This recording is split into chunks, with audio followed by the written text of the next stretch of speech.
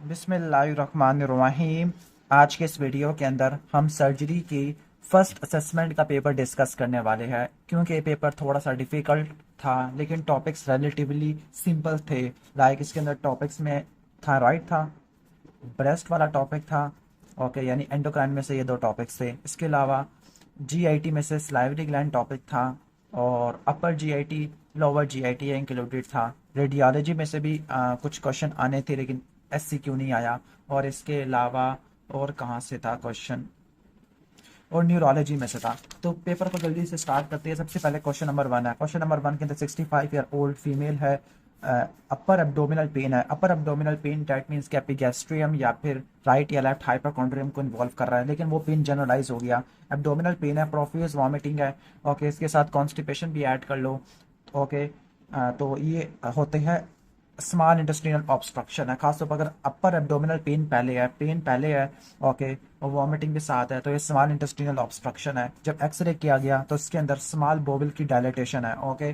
Proximal to an opacification the right iliac fossa. अब right iliac fossa को क्यों mention किया हुआ? राइट इलिक फोसा के अंदर क्या पड़ा हुआ होता है आपका, ओके।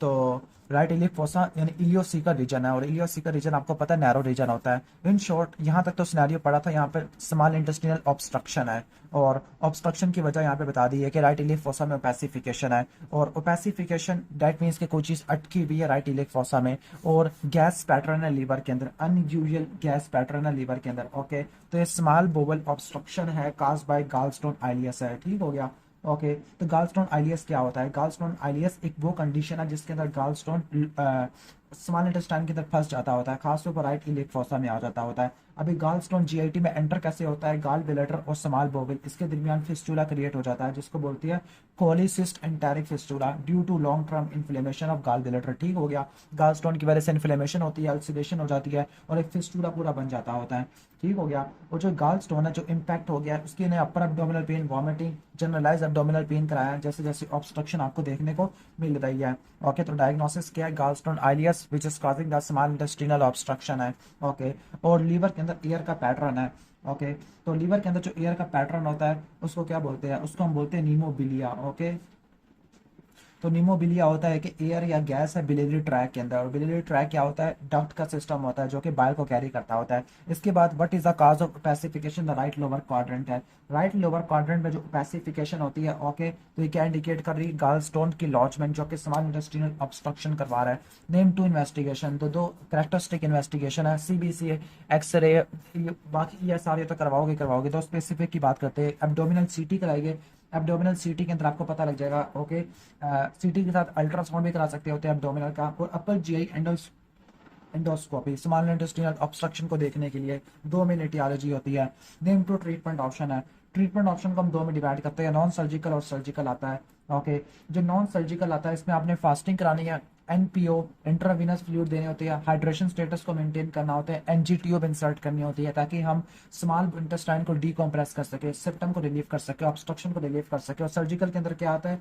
सर्जिकल के अंदर जो गॉल स्टोन आइलियस है, ओके, तो उसमें आपने गॉल स्टोन को रिमूव कराना होता है। लेप्रोस्कोपी से या लेप्रोटमी से आप सर्जरी परफॉर्म कर सकते होते हैं। इंटेस्टिनल ऑब्स्ट्रक्शन को आपने रिलीव करना होता है, ओके, क्लियर। तो ऑलमोस्ट ये आ जाएगा। इसके बाद हम नेक्स्ट आगे चलते हैं, ओके। नेक्स्ट टॉपिक हम प्रिकॉशन हमारा कवर हो गया है। इसके बाद नेक्स्ट है एक्यूट अपेंडिसाइटिस सस्पेक्टेड है, मतलब क्लिनिकल फीचर एक्यूट अपेंडिसाइटिस वाले या राइट इलिक फोसा वगैरह में पेन, एब्डोमिनल पेन है, ओके। इंसिजन दिया गया तो उसके अंदर इन्फ्लेम अपेंडिक्स था। इन्फ्लेम अपेंडिक्स के साथ आपको 2 सेंटीमीटर मैस आपको देखने को मिल रहा है at the base of appendix, that mean के कोई सीकम की कोई पैथोलॉजी या अपेंडिकल मैस है कोई ना कोई, ठीक हो गया, ओके। तो इसका डिफरेंशियल डायग्नोसिस आपने बताना है। तो डिफरेंशियल डायग्नोसिस में क्या क्या होगा? डिफरेंशियल डायग्नोसिस के अंदर अपेंडिकुलर मैस आ जाएगा, ओके। सीकम की कोई पैथोलॉजी आ जाएगा। क्रोहन डिजीज है जो आपके राइट इलिक फोसा या सीकम वाले रीजन को इन्वॉल्व कर सकता होता है। तो ये आपके पॉसिबल 3 डिफरेंशियल डायग्नोसिस आप बता सकते हो। किससे आपने कीवर्ड से पहचाना? अपेंडिकुलर मैस से, ठीक हो गया। अपेंडिकुलर एब्सेस भी आप कह सकते हैं। What is the standard treatment in this case? Okay, तो स्टैंडर्ड ट्रीटमेंट क्या होगा? स्टैंडर्ड ट्रीटमेंट इसमें क्या होता है? सर्जन यूजुअली अपेंडेक्टमी परफॉर्म करता होता है अगर इन्फ्लेम अपेंडिक्स है। अगर मैस भी है और मैलिग्नेंसी का कोई साइन नहीं है तो सर्जन क्या करेगा, ओके। तो सर्जन अगर मैलिग्नेंसी है या नहीं तो राइट हेमिकोलेक्टमी कर देगा। कोई और प्रॉब्लम आपको देखने को मिल रही है तो राइट हेमिकोलेक्टमी वगैरह परफॉर्म कर देगा। इसके बाद व्हाट इज कार्सिनॉइड सिंड्रोम? तो कार्सिनॉइड ओके, तो कार्सिनॉइड सिंड्रोम कार्सिनॉइड ट्यूमर की वजह से होता है। जब कार्सिनॉइड ट्यूमर ग्रो करते हैं और मेटास्टेसाइज करते हैं तो हार्मोन प्रोड्यूस करते हैं जो कि आगे सिम्टम क्रिएट करता है। वो कौन सा हार्मोन होता है? सेरोटोनिन होता है। यानी कार्सिनॉइड ट्यूमर ने मेटास्टेसाइज किया, हार्मोन प्रोड्यूस किया, सेरोटोनिन ब्लड में गया और इसने सिम्टम करवा दिया। इनको कार्सिनॉइड सिंड्रोम कहते हैं। इसमें फ्लशिंग आती है, ओके, फेस और नेक की, डायरिया होता है, वाटरी डायरिया होता है, एब्डोमिनल पेन आपको देखने को मिल सकता है, वीजिंग हो सकता है, difficulty in breathing due to bronchospasm है। कार्सिनॉइड ट्यूमर क्या करता है? राइट साइडेड हार्ट वाल्व की डिस्ट्रक्शन करा देता है। लेफ्ट साइडेड पे तो मोनोअमीन ऑक्सीडेज एंजाइम काम कर रहा होता है। कैसे डायग्नोस करेगी? हिस्ट्री लेगी, एग्जामिनेशन करेगी, यूरिन के अंदर 5 हाइड्रोक्सी इंडोल एसिटिक एसिड के लेवल को हम चेक करेंगे। ओके, ये बहुत इंपॉर्टेंट चीज है, 5 हाइड्रोक्सी इंडोल एसिटिक एसिड, ये इसके आ जाएगा। इसके बाद क्वेश्चन नंबर 3, बाकी एब्डोमिनल सीटी अल्ट्रासाउंड ये भी करा सकते होते हैं। क्वेश्चन नंबर 3 की तरफ चलते हैं। मोटरसाइकिल इंजरी है, हेलमेट नहीं पहना हुआ था। ओके, जब उसका एक्सीडेंट हुआ, he was answering question while receiving first aid. Okay, question कर रहा था, अचानक ही उसको वॉमिटिंग है, वॉमिटिंग और कंफ्यूजन, डेट में कोई इंट्राक्रेनियल मैस और लॉस ऑफ कॉन्शियसनेस है। सिटी स्कैन के अंदर ब्राइट बाइकन्वेक्स लीजन है। ब्राइट बाइकन्वेक्स लीजन ये आपको बता देगा किस क्या है, एपीड्यूरल या एक्स्ट्राड्यूरल हीमाटोमा। ट्रॉमेटिक ब्रेन इंजरी होती है जिसमें ब्लड कलेक्ट हो जाता है ड्यूरा मैटर और स्कल के दरमियान। ओके, तो फोर्सफुल ट्रॉमा की वजह से हो सकता है। वॉमिटिंग, कंफ्यूजन इंडिकेट कर रही है कि कंडीशन वर्स हो रही है। सिटी स्कैन के अंदर बाइकन्वेक्स लीजन होता है, जबकि लेमन शेप होता है, क्रिसेंट शेप, वो आपको सबड्यूरल हीमाटोमा में देखने को मिलता होता है। ओके, तो इसके बाद नेक्स्ट आ जाते हैं, what science will you look for rest intracranial pressure. Intracranial pressure के अंदर क्या क्या साइन आपको देखने को मिलते हैं? इंट्राक्रेनियल प्रेशर के अंदर जब भी इंट्राक्रेनियल प्रेशर ज्यादा होता है आपको कुशिंग ट्राइएड देखने को मिलता है। कुशिंग ट्राइएड क्या होता है? कुशिंग ट्राइएड के अंदर आपको क्या देखने को मिलता होता है? Hyper tension, blood pressure high होता है, पल्स प्रेशर वाइडेंट हो जाता है, ब्रेडिकार्डिया होता है, इरेगुलर या एबनॉर्मल ब्रीदिंग होती है जिसको शीन स्टॉक्स ब्रीदिंग कहते हैं। कुशिंग ट्राइएड आपने नोट करना है। पोस्चर अबनॉर्मल हो सकता है, लाइक डी सेरिब्रेट पोस्चरिंग, जिसके अंदर क्या होता है? एक्सटेंशन होती है किसकी? आर्म्स की और लेग की। डी कॉर्टिकेट पोस्चरिंग हो सकती है जिसमें आर्म्स की फ्लेक्शन होती है और लेग्स की एक्सटेंशन होती है। यानी अगर आर्म्स की एक्सटेंशन हो डी सेरिब्रेट, और डी कॉर्टिकेट के अंदर आर्म्स की फ्लेक्शन होती है, ये आपको देखने को मिल सकता है। प्यूपिल्स में आपको चेंज देखने को मिल सकता है, एनाइसोकोरिया देखने को मिल सकता है, प्यूपिल लाइट को रिस्पॉन्ड नहीं कर रहे होते, पैपिली देखने को मिल सकता होता है। How will you manage this condition है? सबसे पहले आपने क्या करना? पेशेंट एबीसी मेंटेन करना है, ठीक है। पेशेंट के वाइटल्स को आपने सस्टेन करना होता है, like heart rate, blood pressure, oxygen saturation, आपने इसको मेंटेन करना होता है। आईवी लाइन लगानी है, उसमें आपने फ्लूइड देना है, मेडिकेशन देनी है, ब्लड ट्रांसफ्यूजन देना है, और फिर आपने न्यूरो सर्जिकल कॉल भेजनी है, न्यूरो सर्जरी डिपार्टमेंट को कॉल भेजनी होती है। आपने सिटी स्कैन किया, इसमें आपको बाई कन्वेक्स शेप आपको मिल गया, ब्राइट बाई कन्वेक्स, आपने फिर सर्जिकल इंटरवेंशन करनी होती है, ठीक हो गया। तो इसमें क्या कर सकते हैं? क्रीनियोटमी कर सकते हैं, क्रीनिएक्टमी कर सकते हैं। उसके साथ साथ पेशेंट के वाइटल्स को मॉनिटर करेंगे, न्यूरोलॉजिकल स्टेटस को मॉनिटर करेंगे, जीसीएस स्केल से सपोर्टिव केयर प्रोवाइड करेंगे, लाइक पेन की मैनेजमेंट करेंगे, कॉम्प्लिकेशन को प्रिवेंट करेंगे लाइक डीबीटी, निमोनिया, और न्यूट्रिशन का खास ख्याल रखेंगे। क्वेश्चन नंबर 4 की तरफ आ जाते हैं। राइट रीनल कॉलिक है, कॉलिक की पेन है, राइट रीनल कॉलिक की पेन है, एक्सरे एब्डोमेन में ओपेसिटी देखने को मिल रहा है, तो 3 relevant investigation. Right renal colic है, स्टोन्स है, सबसे पहले आप रीनल अल्ट्रासाउंड कराओगे। वैसे तो आप पहले यूरिन एग्जामिनेशन भी कर सकते हैं। रीनल अल्ट्रासाउंड 3 रेलिवेंट इंपॉर्टेंट है। नॉन इन्वेसिव होता है, साउंड वेव को चेक करेंगे। इसमें क्या होता है? किडनी के स्टोन्स की प्रेजेंस को, साइज को, लोकेशन को और हाइड्रोनेफ्रोसिस को देखने के लिए काम आ सकता है। एब्डोमेन का नॉन कंट्रास्ट सिटी स्कैन कराएगी। एब्डोमेन पेल्विस का नॉन कंट्रास्ट सिटी स्कैन है, गोल्ड स्टैंडर्ड मोडालिटी होता है किडनी स्टोन को देखने के लिए। इसके अलावा यूरिन एनालिसिस है, इसके अंदर यूरिन सैंपल चेक करेंगे, इसमें ब्लड तो नहीं है, क्रिस्टल तो नहीं है, एब्डोमेन कॉन्स्टिट्यूएंट तो नहीं है, हीमाचूरी आपको देखने को मिल सकता है इसके यूरिन के अंदर, ठीक हो गया। तो ये 3 रेलिवेंट इन्वेस्टिगेशन है। इनिशियल ट्रीटमेंट क्या देंगे? सबसे पहले पेशेंट को बहुत ज्यादा पेन हो रहा होता है तो हम एनसेड देंगे। इसके अलावा मेडिकेशन इबोप्रोफिन, डिक्लोफिनेक, ये हम एनसेड के तौर पर इस्तेमाल कर सकते हैं पेन को रिलीव करने के लिए, या फिर हम ओपीआइड भी यूज कर सकते हैं। पहला पेन किलर देंगे। नंबर 2 हाइड्रेशन को मेंटेन करेंगे ताकि यूरिन फ्लो ज्यादा हो जाए, स्टोन्स पास हो सके, तो हम वाटरी फ्लूइड ज्यादा देंगे। इसके अलावा कुछ इंपॉर्टेंट इन्वेस्टिगेशन कराएगा, like non contrast CT scan, urine analysis हो गया। ओके, एंटीमेटिक देगा अगर पेशेंट को नोजिया, वॉमिटिंग हो रहा है पेन की वजह से। एंटीमेटिक कौन सा यूज करेंगे? ओडेनसेट्रॉन या मेटाक्लोप्रामाइड हम यूज करेंगे, और यूरोलॉजी सेक्शन को हम रेफर कर देंगे, वो आगे उसको ठीक करेंगे। अब वो क्या डेफिनेटिव ट्रीटमेंट होता है वो आपको मैं एक्सप्लेन कर देता हूँ। सबसे पहला आता है extra corporeal shock wave लिथोट्रेप्सी।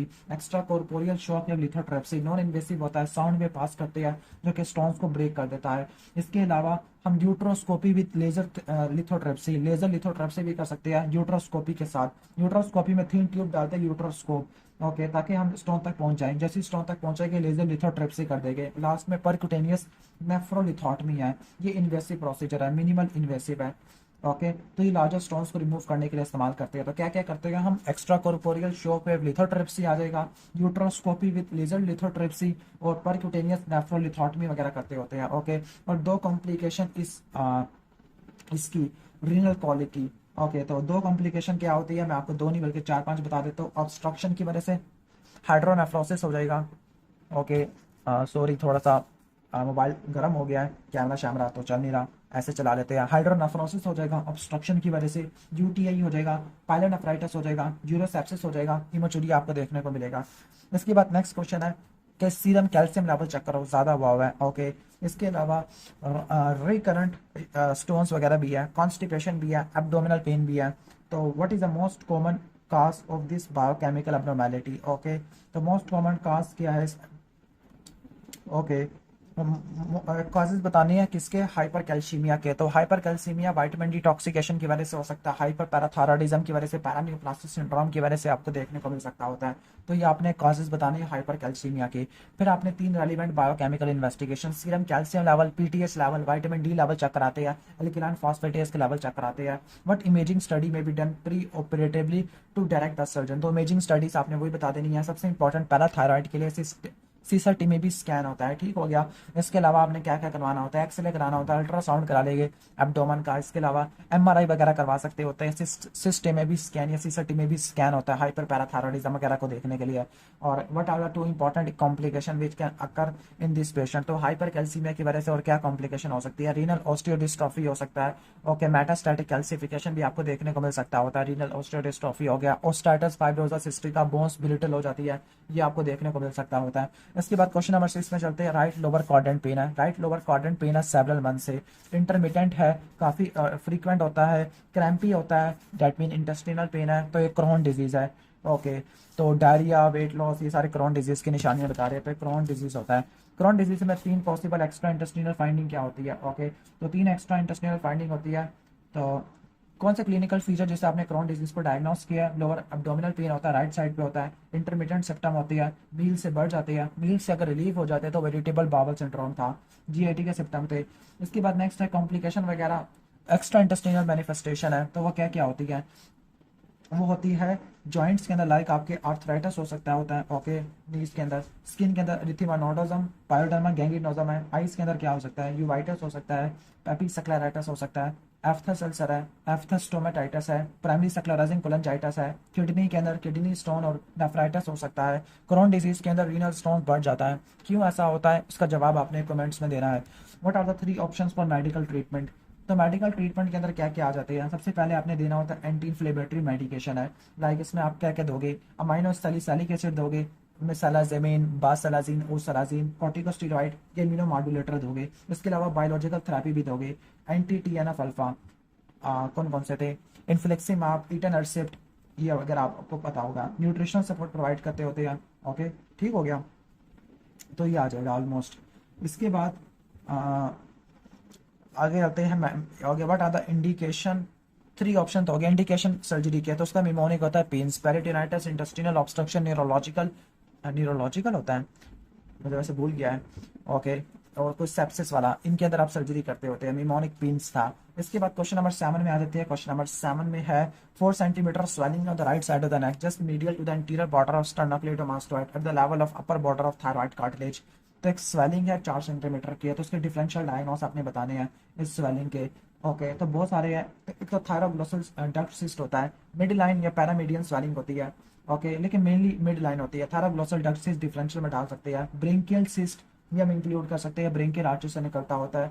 In large cervical lymph node ये आप देख सकते हो, लाइक टीबी की वजह से या लिम्फोमा की वजह से, लाइपोमा हो सकता है, कैरोटिड बॉडी का ट्यूमर हो सकता है, सबसे इंपॉर्टेंट थायराइड नोड्यूल है। तो सिंगल मोस्ट इन्वेस्टिगेशन क्या कराओगे, थायराइड फंक्शन टेस्ट कराओगे, T3 T4 TSH के लेवल, एंटीबॉडीज के लेवल देख चेकोगे, रेडियो एक्टिव आयोडीन अपटेक कराओगे। सर्जिकल प्रोसीजर इसमें क्या करोगे, थायराइड नोड्यूल है, उसमें क्या करोगे आप, लोबेक्टमी कर सकते हो, हाई में थायराइडेक्टमी कर सकते हो। कॉम्प्लिकेशन क्या होती है थायराइड सर्जरी की, लाइक आपने को पता है कि थायराइड सर्जरी की वजह से क्या हो सकता है, हाइपोकैल्सीमिया वगैरह हो सकता है, अगर बाकी इन्फेक्शन, सेप्सिस, ब्लीडिंग वगैरह, ओके, ट्रॉमा, और external laryngeal nerve, recurrent laryngeal nerve, hoarseness, respiratory obstruction, laryngeal oedema, anaesthesia की कॉम्प्लिकेशन है, लाइक पेन हो गया, इन्फेक्शन हो गया, सेप्सिस हो गया, ये आपने इंक्लूड कर देना है। इसके बाद है कि डायबिटिक पेशेंट है, राइट अपर अब्डोमन में पेन हो रहा है, ठीक हो गया, डल पेन है राइट अपर अब्डोमन में, राइट साइड पे अपर अब्डोमन, राइट हाइपोकॉन्ड्रियम में है, दैट मीन के कोई गॉल ब्लैडर का मसला है और फैट से बढ़ जाता होता है, बैक की तरफ जा रहा है, और टेंडनस है राइट अपर क्वाड्रेंट में, पेशेंट फिब्राइल है, तो एक्यूट कोलिसिस्टाइटिस को या एक्यूट पेंक्रेटाइटिस को इंडिकेट करते हैं। कॉम्प्लिकेशन क्या होता है, एम्पाइमा हो सकता है, परफोरेशन हो सकता है, cholecyst, enteric fistula, acute chronic पे कन्वर्ट हो सकता है, कभी कभार गाल ब्लैडर का कैंसर भी हो सकता है, एम्पाइमा, म्यूकोसील, ये सारी कॉम्प्लिकेशन है। इंटेस्टिनल ऑब्स्ट्रक्शन भी हो सकता है, गाल स्टोन आलियस भी हो सकते हैं। And how will you manage this condition, okay, इस कंडीशन को कैसे मैनेज करोगे आप, ओके। तो सबसे पहले आप पेशेंट को स्टेबलाइज करोगे, पेन को मैनेज करोगे एनसेट से, नोजिया को कंट्रोल करने के लिए एंटीबायोटिक दोगे, एंटीबायोटिक कवर दोगे ताकि आप इन्फेक्शन को कर सके, इंपीरिकल थेरेपी करवाएंगे, कुछ इन्वेस्टिगेशन कराएंगे, एनपीओ पे रखेंगे, और अगर कोई गाल स्टोन वगैरह है तो उसके लिए एक्यूट कोलिसिस्टेक्टमी कर देंगे, ठीक हो गया, ओके, जब एक्यूट कोलिसिस्टाइटिस ठीक हो जाएगा, ओके। तो इसके बाद नेक्स्ट आगे चलते हैं, लास्ट क्वेश्चन है इसका, लास्ट क्वेश्चन है कि शार्प अपर एब्डोमिनल पेन है, ओके, और एब्डोमिनल डिस्टेंशन भी है, नोजिया भी है, शार्प अपर एब्डोमिनल पेन, ओके, नोजिया भी है लेकिन वॉमिटिंग नहीं है, डेट मीन इंटेस्टिनल ऑब्स्ट्रक्शन नहीं है, टेंडनस एपिगैस्ट्रियम में भी, राइट लोअर एब्डोमेन में भी है, एक्यूट अपेंडिसाइटिस को, पेप्टिक अल्सर डिजीज जो कि परफोरेट हो चुका है, ओके, ये आपने डिफरेंशियल के अंदर रखना होता है। गेस्ट्राइटिस भी आप डिफरेंशियल में रख सकते हो, एपिगैस्ट्रिक पेन है, एक्यूट पेंक्रेटाइटिस भी रख सकते हो, वो भी एपिगैस्ट्रियम में करवाता होता है। दो इंपॉर्टेंट डायग्नोस्टिक वर्क आप इन्वेस्टिगेशन अपर जीआई एंडोस्कोपी वगैरह करवाते होते हैं, ओके। इसके अलावा क्या करेंगे, बेरियम स्वैलो हम करवा सकते होते हैं, ओके, अपर जीआई एंडोस्कोपी वगैरह करा लिया, बायोप्सी भी देख ली, इसोफेजियल, और पेप्टिक अल्सर डिजीज के लिए क्या करते हैं, एच पायलोरी वाला का चेक कराएंगे। इसके अलावा सीटी स्कैन, अल्ट्रासाउंड करा सकते हैं। और मैनेजमेंट क्या होती है, मैनेजमेंट के अंदर अगर पेप्टिक अल्सर डिजीज है तो इसके लिए आपने क्या करना होता है, पेप्टिक अल्सर डिजीज की जो मैनेजमेंट होती है उसमें आपने एसिड को काम करना, प्रोटॉन पंप इनिबिटर है, वन सेकंड हाइड्रेशन स्टेटस को मेंटेन करेगी, वाइटर्स को मेंटेन करेगी, प्रोटॉन पंप इनिबिटर, और अगर एक्यूट अपेंडिसाइटिस है तो अपेंडेक्टमी परफॉर्म कर देगी।